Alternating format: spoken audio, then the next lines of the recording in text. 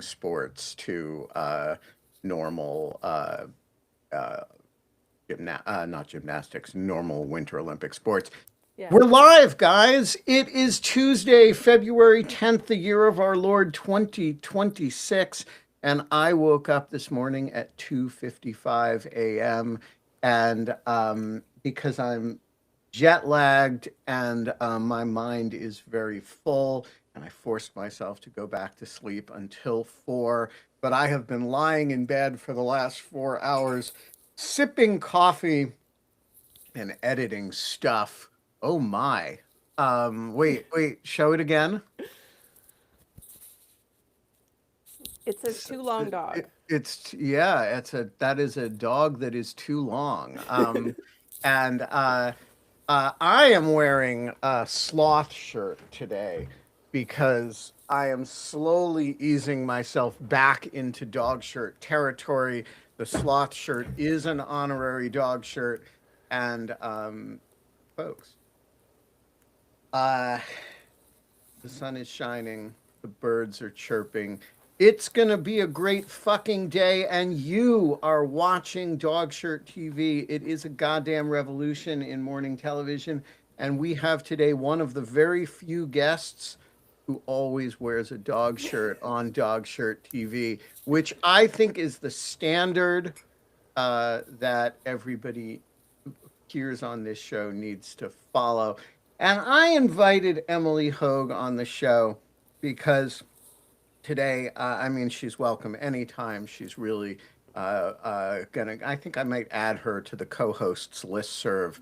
But I invited her on the show today for a very specific reason, which is that I had a non-war related experience in Kharkiv, uh, prompted by the very estimable Jimmy Rushton, who was on the show last week, that made me rethink something I have never thought about I've just never questioned, which is that all Soviet architecture is awful. And um, and when we were driving to Kharkiv, Jimmy was making the case for the fact that there is actually some really cool Soviet architecture. And I was sitting in the car being quietly dismissive of this because my loathing of the Soviet Union is, uh, the kind of thing that I just can't overstate. And with certain very limited exceptions, like uh, ballet, chess, and certain orchestral stuff. It is not and there's some obviously great pianists and whatnot. It is not a period of cultural expression that I am generally admiring of, except in the dissident form, the which some of the dissident expression is amazing, but the official, tolerated, encouraged stuff is generally pretty abominable. And I had just kind of internalized in my little head that that included all buildings that were allowed to be built. And Jimmy tried to talk me out of it and tried to argue that all through Soviet history, there were these interesting movements that in architecture that within the parameters of Soviet building rules were actually pretty cool and interesting, and that Kharkiv has all of them. And so I was interested as I went through my tour of Kharkiv, which really was about other things. It was about buildings getting blown up, but just to notice, hey, is Jimmy right that there's actually some interesting Soviet architecture from all these different periods? And I was dismayed to find myself pretty persuaded on this point. Most Soviet architecture, particularly of the residential variety, is abominable and horrible, and soul-sucking.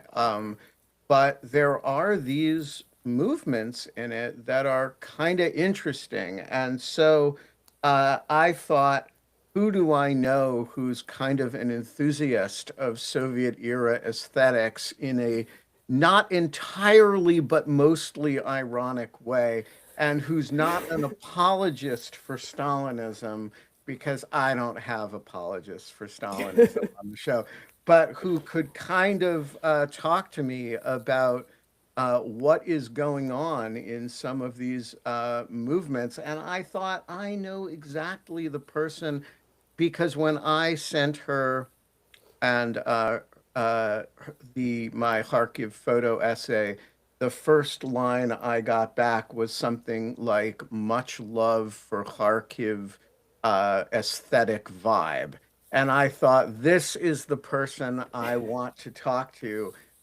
about my reevaluation of some, not much, but some Soviet architecture. So I know you expect that you're only hearing from Emily Hogue when there are Russian mobsters to talk about.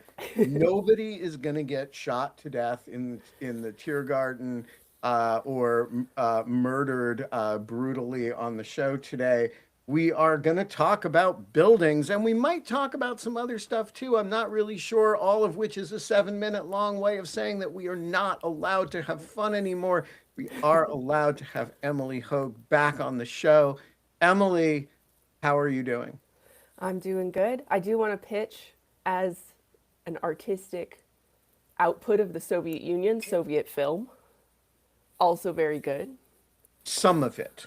Some of it is boring, but a Yeah. lot of it is good. Yeah, no, there is good Soviet film. Look, they were technically proficient at a lot of things. And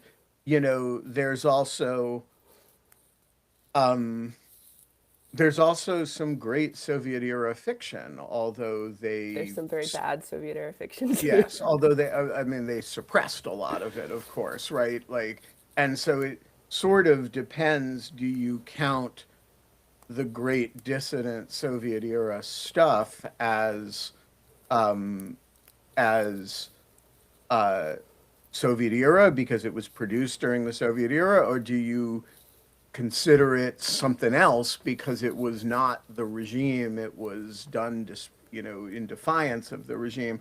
So yeah, it's a complicated question.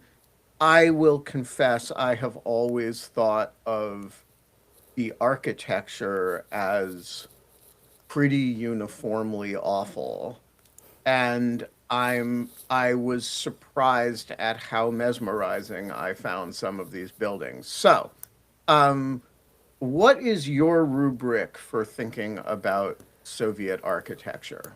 I mean, I would say that I feel that I'm gonna advocate for the ugly stuff too, because This is not where I thought we were going to go with this. some of the ugly stuff. So I mean, in the post-war era under Khrushchev and then some also under Brezhnev, they were building a ton of housing for a lot of people, and that, as a renter, is the thing that I'm really in favor of. So when I look at sort of a lot of those, I mean, they were built quickly, they were built cheaply, they are not well maintained. Yeah.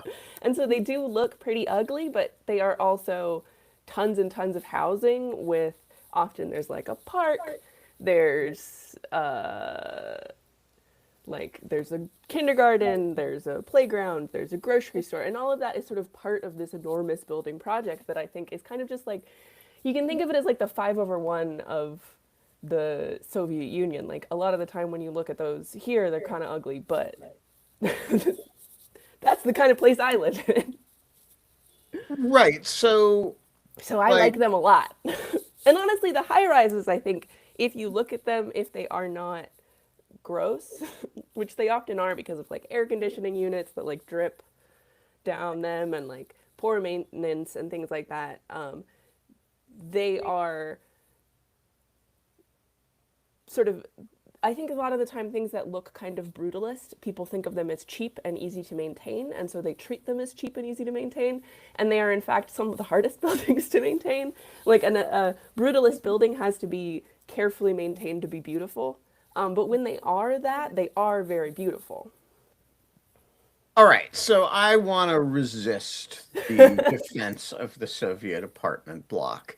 Um, I agree with It's a you. hot take, yeah. I agree with you that they were when they were built highly functional. Yeah, They are less so not now. they are not today highly functional. Judging from the difficulty of keeping them warm, of course they weren't designed for being shelled, but they are.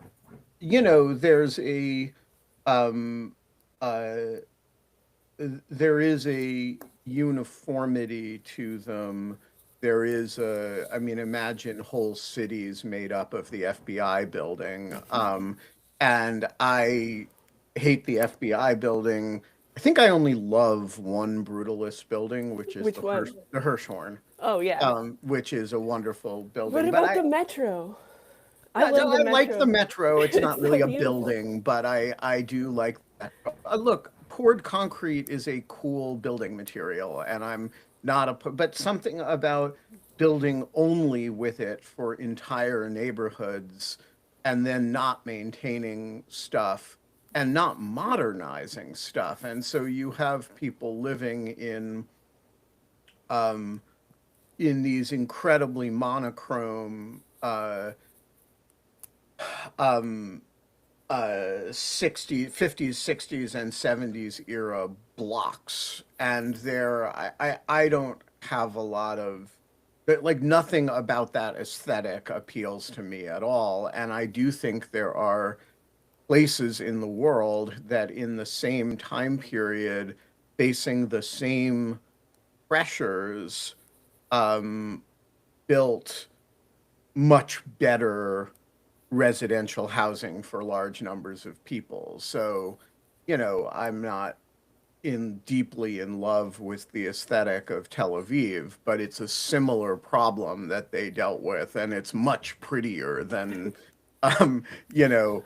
And I also think there's, uh, you know, but I take your point that they had a shitload to do in terms of putting people in housing, in modern-ish housing, um, uh, which of course they would have had less to do if they hadn't uh, if they hadn't been so careless about letting their own cities be destroyed during the war. But oh well. It's a lot of building Um, to do. Yeah.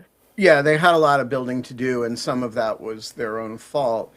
But that said, I don't think they did a particularly good job with it. Um, I do think some of the 1920s buildings are kind of amazing. Yeah. And so this That's was the the best era, yes. this was the part. So I had never really I'm not sure if I'd never known about the Dershprom building in Kharkiv or if I had just never thought about it. But so I'm going to post some pictures of it here. And actually have to say I found it completely mesmerizing. So this is 1928. It is considered the first skyscraper in the Soviet Union. It is immense. And it's so big that I could not fit it in my frame um, on any of the cameras that I had present, um, from without, walking a long way back. I'm trying to find it now. Um, it's an immense building, mostly in just the ground level that it occupies. And it did not strike me as So let me see if I can do a decent screen share here without, as I have done too often, sharing way too much personal information. Okay, this should be good. Um, okay, can you see that? Yeah. So this is about, I don't know, 2/3 of the building. And this is, of course, the portion of it that has been hit by Shahed's missiles. So the stuff that looks like gold instead of windows is actually plywood, and that is damage to the building. But for now, forget the damage because we're not talking about the war here. We're talking about the building. Um, I was super impressed by this. And again, not beautiful, but super interesting, which a lot of, you know, stuff was not. What do we know about this period of 1920s modernism in Soviet architecture? I mean, so constructivist architecture, a lot of the time, they aren't building as high as they start doing later. So this is sort of late in that when they're starting to go up, which is often kind of associated with the sort of Stalinist style of architecture that comes in the 30s, which is very like if you took Art Deco and you like doubled it, like Art Deco squared, to the point that it's a little tacky. But like the idea of this era, like the constructivist era, is that they're rethinking what architecture can be, like that they're rethinking sort of the idea of what a revolutionary idea of architecture could be, like how do people live, what does this sort of like revolutionary system change about the way that people live, and what possibilities exist for new ideas about living. I mean, in architecture, the architecture sort of movements of the 20s had more contact with sort of the outside world than other kind of artistic mediums, or like what they would later in the 30s when the sort of things cut off. So they are kind of interacting with architectural styles outside of the Soviet Union. So you see some sort of similar styles in like France and elsewhere in Europe of sort of reimagining how people live and what kind of like communal forms of living can exist. And there's sort of like a politics around these styles of architectures that aren't always Soviet exactly. Like the Bolsheviks themselves were not artists. They were people who were very focused on sort of being revolutionaries, so they didn't think about art very much. So what they liked Which was is like, which is interesting because Marx did think about art a lot, mm-hmm, and and you know had pretty developed ideas about the relationship between art and the revolution, and it doesn't, I agree with you, it doesn't show up in Lenin's writing. And of course, Stalin's approach to artists was mostly to kill them. I mean, yeah, Um, I mean, they both sort of had what you might think of as like 19th century bourgeois tastes. Like they would have the same taste that like I don't know, like an upper class Victorian would have. So they tended to like things that were easy to understand and that weren't like were representative and were similar to things from before. I mean, a lot of sort of the Stalinist style is that the idea is that it's supposed to make sense to like the dumbest worker. So it's like almost like the aesthetically like a Marvel movie.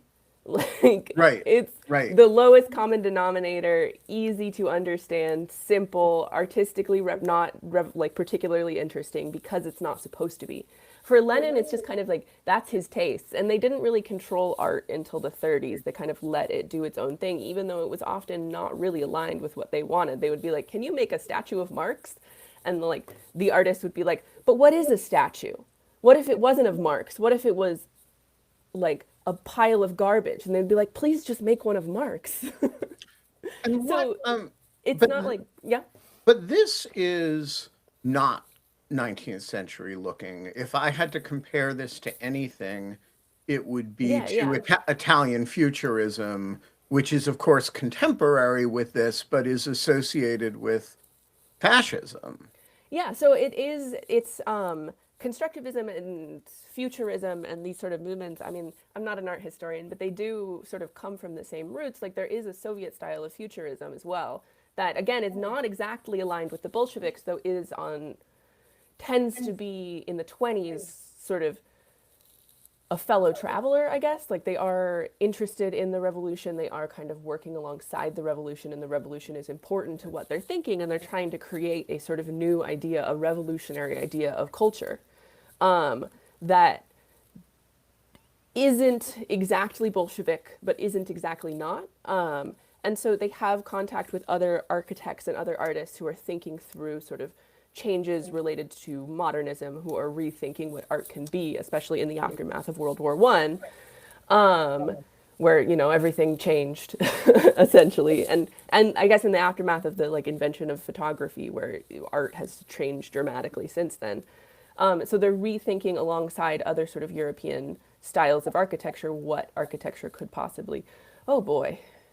Yeah, so I'm gonna while you're talking, I just so that people have a reference point about uh, Brezhnev era apartment blocks. I actually spent some time at these, not because I was interested in the architectural history of them, but because this is a neighborhood that has been really brutally shelled, and I wanted to give you guys a sense of some of what Emily's was talking about earlier.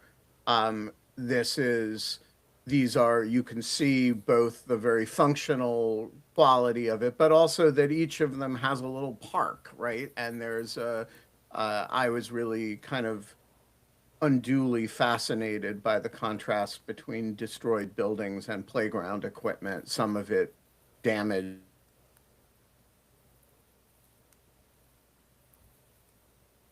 Is that me or? Okay. Okay. I'm sorry? Oh, you froze for a second. But I'll share the, oh, okay, sorry. But I will share these images to, by way of highlighting, not by way of highlighting the damage again, but by highlighting, way of highlighting Emily's point that, about the nature of the architecture and the work that it is doing in terms of putting large numbers of people in homes, but also, addressing a bunch of other, functional needs at the same time. Yeah, which is different from the 20s style, which is monument. Well, this late 20s style, which is becoming more monumental. Right. So the constructivists, they were thinking about living, how people would live, but by the 30s they're building more monumentally, they're building more representatively, like sort of as a, that's not the right word, but as a way of sort of building something enormous and beautiful often. I mean, a lot of Stalinist architecture is very beautiful, sort of overwhelmingly beautiful a lot of the time. But in the post-war era, the ugly architecture is being built for people. And that's, I think, a contrast that you see, that this beautiful architecture is not housing people very often. And if it is housing people, it's housing the elite. Whereas this ugly architecture is creating homes that people live in, that families live in, that have space for children, that have space for private living and private spaces. And that's what I find sort of appealing about it, is that it is this sort of, it is, I think in a Soviet way, it's a very utopian idea that results in something very ugly. But there's something there. There's something. You like the utopianism of it. The utopianism, if it worked. Okay, so I want to ask you about, so you just buried a hot take, which is that the Stalinist architecture and the Держпром building that we just looked at is pre-Stalinist, of course. But and the constructivist is my favorite stuff. I right, like so this reimagining. Right, I like that the is, diversity of it too. that stuff is genuinely interesting. So I did not take pictures of Stalinist architecture which of which there is more in Kiev actually than in Kharkiv. And the reason is that and this again goes to my own disgust for the way the Soviets did not protect um, uh, their own architectural legacy. So uh, in at the time that the Nazis came into Kiev, the Soviets bombed the entire main drag, which is Krchatek. Uh, every single building in it was destroyed by the Soviets themselves on their way out of town uh, it's kind of the scorched earth cities edition, right? And so after the war, Stalin rebuilds this avenue with one monumental piece of architecture after another.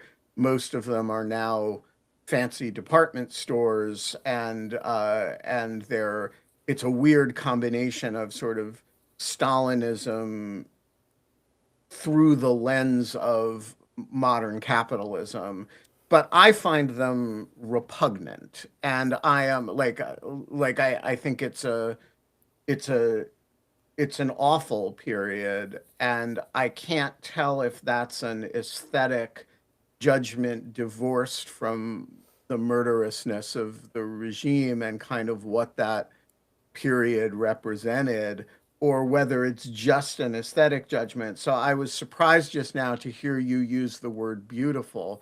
So I'm going to find some pictures online of that avenue while Emily defends Stalinist monumentalism. And you guys will decide for yourselves whether her characterization or mine is the better one. I mean, I think that you are not wrong that when you look at these buildings, you can hear that you're stepping on bones. Like you can tell that your feet are soaked in blood. Like there's some the sort of the size of them, the way that they're laid out, that they're like how you can tell that they were built in the era that they were built in. I think there are they are sort of overwhelming a lot of the time, especially the Stalinist skyscrapers are like overwhelming in that they're sort of aesthetically overwhelming. They're not like if you were an architect, I think you look at them and you go like, yeah, yeah, yeah, yeah, more little frills on it, and but they are sort of they're built to be as sort of common denominator appealing as possible. They're like the kinds of like an exaggerated version of Art Deco to a degree that becomes kind of tacky, but is, I think, still the beauty of them is what makes them so kind of alarming. Like what you notice about them is that they're very beautiful and that they're associated with this period that's so violent that you kind of the contrast of them is what makes them kind of aesthetically hard to tolerate. But they are, I mean, people love them. They're often like the most expensive one. Like if you want to live in them, they cost a lot of money. I mean, that's interesting. Is that just because the neighborhood is fashionable, or because, I mean, it is sort of the downtown shopping strip, right? Yeah, I mean, But they're often central, but they're also like, I think people find them more beautiful. And that's that's why they, interesting. I find them, quite horrifying. I, so I talk think to it's, me. I mean, it's not that different from how people feel about plantation architecture. That's a style of architecture that is absolutely soaked in blood that should be 100% disgusting. But people get married in those places. Right, It's like which this beauty that's papering over something so ugly is like, it's, I think a part of the ugliness is that the thing on top is beautiful. But that it isn't that strange to me that people see the beauty rather than what's ugly and under it. But they're both there. Yeah, I'm still trying to find a good collection of photos that really captures what the place looks like, and I'm actually not finding it, in part because some of the buildings are so big and so overwhelming that Yeah. it is actually hard to um, it's actually hard to describe what Pictures never really capture it. I remember in Moscow, the first time I went to Moscow, like I was at Moscow State for a program, like a study abroad program, and the first place we went after the airport is we got out at Moscow State University, and I remember being like, "Am I even like sleep deprived after a long flight?" Getting out and being like, "How is this possible?" Like physics seems wrong because it's so big. right. So this is uh, an old department store. Um, so in Soviet times, there were these massive department stores. The most famous of which is, of course, GUM in Moscow. But there were, but this is a semi-typical example of what, of what is on this street. And I will run through a couple of others just to give you a sense of it. But um, uh,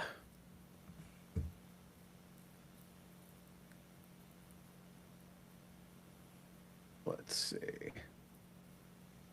Um, yeah, so here's another one that, just these huge buildings that are, um, you know, that are designed to impress and to be um, and are really overwhelming. Um, this one is actually kind of elegant looking from this angle, but when you look at it from the front, it Get a little tacky, yeah. well, it really does give you this "if you don't like me, I'm going to kill you" vibe. Yeah, it's an A- expression of power for sure. yeah. Hello, Jonathan Rausch. Hello. I Do thought you we were have talking feelings? about the FBI building in Washington. Yeah. Do you have feelings about Soviet architecture? I only spent about 3 days in Moscow. Um, since I was staying in the embassy compound with a friend who worked there, the architecture I was most acquainted with was the Church of Our Lady of the Immaculate Reception, which was the church next door from which the Soviets and Russians monitored. It was their listening post monitoring what was going on in the compound. Um, I did observe this. I think they're called the Seven Sisters, which are those seven immense Stalinist buildings, but I did not dare to approach one. I lived in one for a while, so they're honestly kind of horrible to live in. They Um, don't have kitchens, and they're like, because you're supposed to eat communally, so it's like they have like this tiny little kitchen, and then they're so dark, and the ceilings are so low, and they're really small. yeah. Yeah, that's one thing about Soviet architecture in general, that it is not designed for, because it is so unmarket driven. It's not, it's about what bureaucrats decide people need, not about what actual people want. It does have this quality of always being inconvenient. And I was really impressed by this when we were trying to buy batteries for people. And there's no backup systems for anything. So you bring a battery to a building, and if the elevator doesn't work, you're just fucked. There's no other elevator. There's no Sometimes there's no stairs. and there, you would not want to be in one of these buildings in a fire. Uh, so they're not designed at a human scale, and they're really not refined over time to be um, to be sort of useful to actual people. They're kind of visions um, of what somebody centrally thought everybody needed. Apparently not including kitchens. Um, so all Later right, ones have kitchens. So what's that? Stalinist ones, especially for the party elite, no kitchens. The later ones, they have kitchens. So I Well, they have a want kitchen. It's just like it's a boat kitchen is what it's called. So it's just like like a it's like, galley. yeah, it's like what you have in like a dorm. All right, I want to share one more building again. This one not because it is um, again, ignore the fact of its having been destroyed. Um, and again, here, I think the building itself is pretty ugly. The building is a sports complex, but the mosaic art on the outside of it is kind of amazing. And so I'm going to share this and again, I'm fascinated um, by the quality. Okay, so this is the building shot from a distance, and as you get close to it, you see it's a giant sports complex. It's Soviet era, and it was built, as part of the Soviet, program to make sure they win all the Olympic medals, and they, train people from very young ages. And so regional cities had these very developed sports complexes. So this is the ice skating rink, and it was destroyed in a Shahed attack early in the war. It will, I am told by local authorities, not be rebuilt or restored. The damage is too extensive. Both this facility and this one will be demolished entirely when they get around to it. All right. So that we will, ignore the architecture for a minute. The following two images. So the image closest to you is a banner hung up on a hole in the wall. So ignore that one, the one with the three ice skaters, the three hockey players. These next two, however, are images. These are mosaics that were uh, done by, I, I don't know when they date from because I don't know when the building dates from. But I found the building pretty horrible, and the mosaics. So here's the banner, and what this masks is just a hole in the wall where a missile went through, um, and here's the side of the back side of the building, so you can see the bones of the building, but not. I think the building is not that interesting, but the mosaics are pretty fascinating, and kind of a weird combination of what I expected Soviet mosaics to look like and nothing like what I expected them to look like. So talk to me about these mosaics and how how typical this is of what. Oh, I mean, it is typical. I mean, they do have mosaics and they do look like this. I don't know what era this is actually, because it could kind of be like the combo of the two is The surprising. mosaics look older than the building is what's weird. The building I looks can't like it. imagine. I think the building is probably just poorly maintained. Well, I mean, poorly maintained. It was hit by a freaking shad. Yeah, that also is not. Yeah. Ugh. I mean, yeah, no, that it's not going to be rebuilt is so.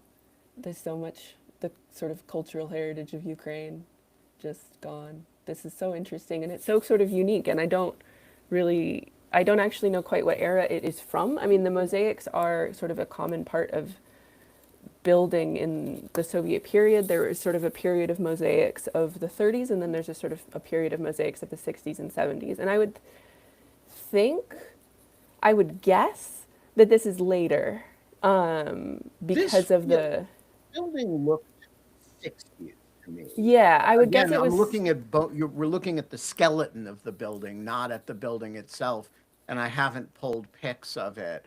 But if somebody wants to, it's the main hockey rink of Kharkiv, and if somebody wants to Google it right now and figure out what year it's from, my guess is it's 1965. Yeah, yeah, sounds right. Yeah, it looks like sort of the later style of mosaics of the 60s and 70s, which are often more, include more sort of abstraction and I think are more interesting, and that they often celebrate individuals rather than sort of the elite, which is sort of ambiguous with a sports guy who sort of could be both, especially a guy holding a trophy. Right. But this is if the in the era where they were really obsessed with the Olympics, that's the 60s and 70s. So this must be the 70s, because I can tell this because of the nature of the hockey skates he's Oh, wearing. interesting. Yeah. These are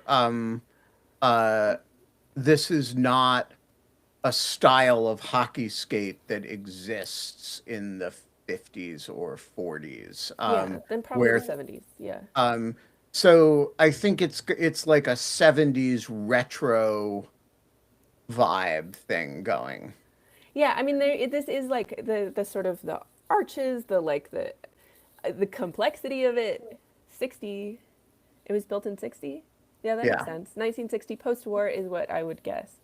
How do I Yeah, make so this it's late 50s, early 60s. So critically, I think post-Stalin. post-Stalin definitely? Yeah, and I mean, the sort of the decorative element of having a mosaic is a common way that sort of this kind of building would have been made beautiful, and you see the kind of, often it's like a panorama of regular people who are sort of successful in some sort of Soviet way, like scientists often going to space. There's a lot of mosaics of space. There's also, in this era, there's a lot of mosaics of sort of like folk art, which could be some sort of the more abstract part could be trying to sort of evoke that style of like decorative painting in Ukraine. So, all right, two views of this, and I did not collect a lot of opinion about this subject because I was talking to people about the war.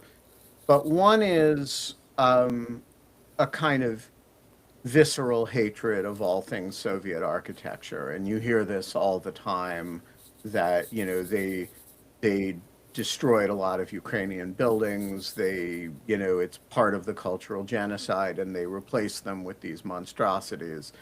Um, and there is a love of things post independence and a love of things that are older, especially if they're not obviously imperialist in quality, right? There's a more complicated relationship with, stuff that is really symbolic of the Russian Empire. But the other side of the equation, which is represented by Jimmy Rushton and you in this conversation, is, hey, those mosaics were done by Ukrainian artists. They were done under the auspices of the Soviet Union, but there is something destructive about the urge to, the sort of physical lustration urge with respect to a century of the architectural production of the place. Do you have a sense your engagement with Russia is more do you have a sense in Russia of how people regard the Soviet era architecture? Is it regarded as part of a cultural legacy, or is it regarded as this, this thing that we ripped down a lot of buildings to build, the FBI Hoover building over? I mean, yeah, it's honestly somewhat it's similar, which is that people often. I mean, I think that the difference is that people like the Russian imperial and they like the Stalinist architecture quite a bit. Um, they don't like the late Soviet stuff as much. They tend to get rid of that, tear it down as well, and they're building the things that are built now in Russia are in the monumental Stalinist style. Often worse because they're made of like contemporary materials and like glass, but they're the similar sort of huge, tacky, big. So that aspect is seen as kind of representing power and might and empire, and so they're seen positively, especially by the Putin regime, as representing what beauty is supposed to look like, is this sort of imperial style, this power style, this Stalinist monumental style. I think that the aspect that I'm seeing as cultural heritage, especially in Ukraine, is that sort of the things that are unique and unique to Ukraine, and that those aren't always what people find beautiful necessarily, like those mosaics, but those mosaics are Ukrainian artists. They are often, some of them have sort of like there's a way that people who were sort of putting in Ukrainian national symbols into things were sometimes doing so somewhat subversively, that you see things that look specifically Ukrainian are, or the things that represent Ukrainianness are targeted by Russia for reasons that they are Ukrainian cultural heritage. And that includes things like the sports center and, regular civilian housing, things like that are, I mean, obviously the people being targeted matters more, but that I think that targeting the architectural diversity of Ukraine, Right. it's sort of the ways, its history and its complexity and the different eras in which it was built and what it has looked like because of this sort of complex history, this sort of combination of these different styles of different eras are the thing that is one of the things that represents the cultural genocide that is being destroyed by Russia. Jonathan, what is on your mind today? Did you come on to talk about Soviet architecture, or did you have no idea we were going to be talking about this today and just showed up because you showed up? Or did you have some other thing, agenda item that you wanted to talk about? The FBI building? I just I just showed up to see how you're doing and welcome you back. Well, thank you. I am very jet lagged. I woke up at an obscene hour of the morning, and had trouble going back to sleep. And my head is very full of many things. But I am well, and I am uh, um, uh, I am well and very inspired in a lot of directions to do, to do more stuff in more different areas of possible stuff doing. Well, the battery exploit is inspiring. Well, thank you. We cleared. We are about to clear $80,000, and and I again, the hardest part of this project, and by the way, this is a good thing, is moving tens of thousands of dollars from Washington to Ukraine. That's actually a hard thing to do, and I'm not, I don't, I'm not sorry for that, because I think mostly if you stop some guy from sending $80,000 to some woman in Kiev, mostly what you're doing is you're inhibiting money laundering, and that's a good thing. But you're probably also inhibiting like sex trafficking and other terrible things. Um, in this case, you're inhibiting buying people batteries and blankets and stuff. And I'm not complaining about that. But I am, you know, struck by how much it is actually the single thing that causes the most holdups. And, it's not getting batteries into Ukraine. It's not, getting heaters, getting the supplies are frickin' there, right? It's getting the money to getting the money that you have and that people, many of them associated with the audience of this show, have donated. It is physically getting the money. This is what I was working on the half hour before the show. How much money can I wire to Nastya without triggering, a hold on it, and the hold lasts for 5 days, right? And so if you find the exact amount below the level of the hold, then she can buy somebody a battery today. But if you go above that, it's like the price is right, then you get fucked and somebody has to wait 4 days. So it's aggravating, but it has been a really great experience. And actually being able to go and, help deliver some of the batteries, which, by the way, I talked about Amy Rushton and the work he's doing as a reporter and a journalist there. But, he also is the guy with the truck who delivers the batteries for Nastya. And going with him and Nastya to bring batteries to people, it's a very moving experience. So I've followed the situation on and off.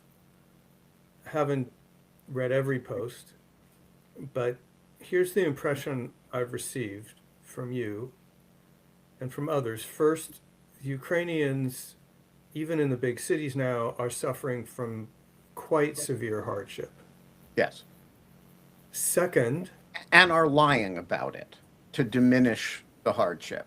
Don't trust any Ukrainian who tells you I'm fine. It's other people I'm worrying about. They are when they say they're fine, they mean it's 45 degrees in their apartments. So that's number one. Second thing I think I've learned is that this is not having a material impact on their willingness to continue the fight. Correct. Thus, it's failing if the Russian goal is to destroy their morale and their will to fight. Number to an extent, it's three, just to kill people. spring will come. So it's unclear exactly what the Russians have accomplished here. 4, the situation continues to be unsustainable and impossible, but no one knows how to end it. Is that all correct? I think that is, broadly speaking, all correct, but each component of that involves you could have an hour or 2-hour conversation about each component of your chapter headings. That said, I mean, look, the only Anne Applebaum has been making this point over and over and over again. You remember the great movie The Hustler with the very young Paul Newman and Jackie Gleason playing Minnesota Fats, and they're playing straight pool for 28 hours straight, and Paul Newman's manager keeps wanting him to end the game because he's way, way up. And he keeps saying the game is over when Minnesota Fats says it's over. He wants Minnesota Fats to acknowledge that he's been beat. And there's something similar going on here. Like, you can kid yourself if you're Donald Trump that you can find a deal, right? But this game is over when Vladimir Putin says it's over.